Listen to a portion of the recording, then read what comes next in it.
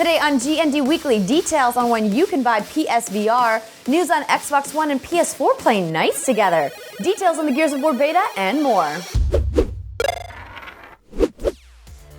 Hi everyone, I'm Andrea Rene for Gamer Next Door. This is GND Weekly, and I'm wearing green because even though St. Patrick's Day was yesterday, I'm sure you guys are still nursing those green beer hangovers. But good news, it was also the 2016 Game Developers Conference in San Francisco, so I've got lots of news. Let's get started with PlayStation. So PSVR has been a thing that we've known about. It was previously codenamed Project Morpheus, and now we know that you'll be able to buy the virtual reality headset for $399 this October. So this price point is far below what Oculus Rift and HTC Vive are, which is a huge thing for a lot of gamers, because money, it doesn't grow on trees these days, you guys. It's worth noting though that the PSVR will require use of the PlayStation Eye camera, which if you don't already own it, you're gonna have to purchase it, so that's gonna ding you another 60 bucks. According to the PlayStation blog, the Playroom VR software will be available as a free download from the PlayStation Store for all PSVR owners at launch.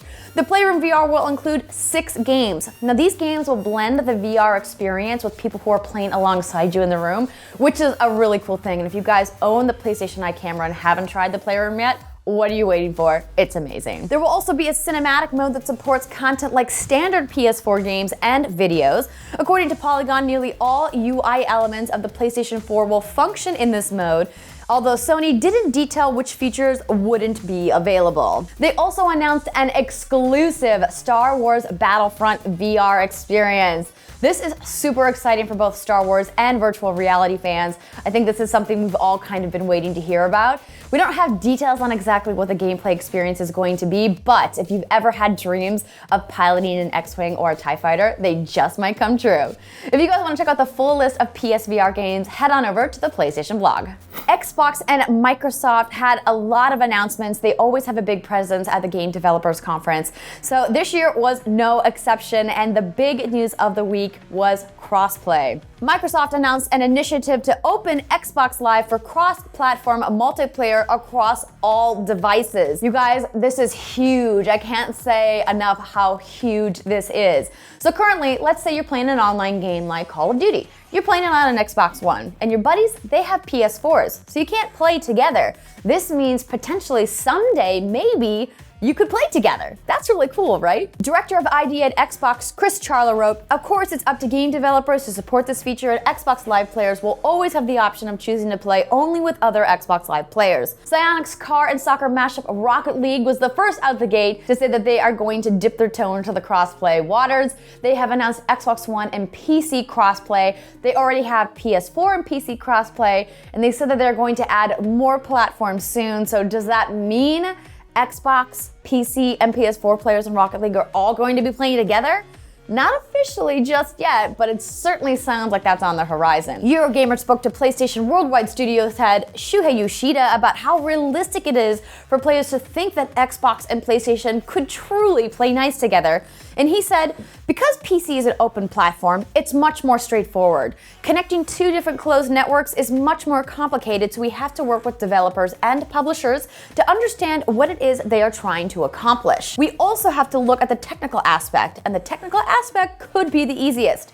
We also have to look at policy issues and business issues as well. So clearly this is a complicated issue, and the reality is PlayStation and Xbox may not end up playing as nice together as it sounds, but the good news is that Xbox kind of opened the door, waved the white flag, and said, hey, we're trying to unify Windows 10 and Xbox, so maybe that means that we can all play nice together someday. Fingers crossed.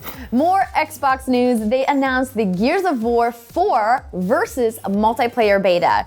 It's starting on April 18th, and they will be sending out waves of beta codes for early access for players that played Gears of War Ultimate Edition on Windows 10 or on Xbox One. So the beta will run exclusively on Xbox One, and it opens to all Xbox Live Gold members beginning April 24th and ending May 1st. You can still qualify for early access by playing Ultimate Edition between now and April 11th. I'm gonna have more details on exactly what's going to be in that beta in just a few weeks. Lastly, I told you about Ubisoft's Tom Clancy's The Division and their awesome sales that happened last week. But do you remember how I said they hadn't passed Activision and Bungie's shared world shooter Destiny yet? Well, guess what? They did. Ubisoft announced The Division generated more than $330 million worldwide in its first 5 days. It's a new record for the company and for a new franchise in that period of time. Lots of people buying the game, of course, means lots of people playing the game. 1.2 million people concurrently played The Division last weekend, with over 100 million hours roaming around the streets of New York, looting and shooting. Are you guys playing The Division? I feel like I keep finding like the same pair of pants and the same like beanie hat. I can't find anything cool to wear. So if you guys have any cool items that you found, let me know in the comments below or tweet me some of your gameplay pics.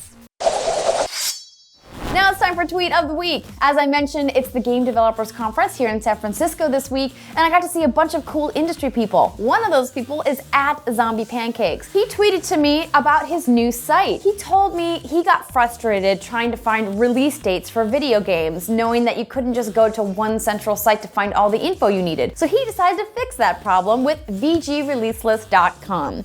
You can follow them on Twitter @VGReleaseList, and they have all of the dates you need. Lego Dimension Packs? Check. Amiibo release dates? Check. Oh yeah, what betas are starting when? They've got that too. So basically, it services all of your video game release list needs. That's VGReleaseList.com or @VGReleaseList on Twitter. And if you guys have something you would like to share with me, you can follow me @Andrea Rene and use that hashtag GND Weekly for your chance to be featured on the show. That's it for the news today. I hope you guys have a lovely weekend. I'm Andrea Rene, and thanks so much for watching.